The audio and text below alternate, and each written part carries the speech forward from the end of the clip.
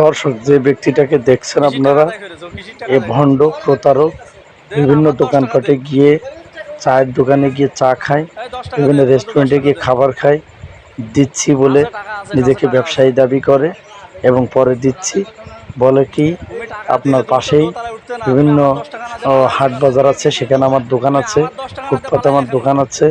এই সুযোগগুলো কাজে লাগিয়ে সে বিভিন্ন কায়দায় খাবার খেয়ে সেখান থেকে পালিয়ে যায় এবং পরে ধরা পড়লে বলে আমি কাজ করতেছি, টাকা পয়সা উঠায় আপনাদেরকে দিতেছি।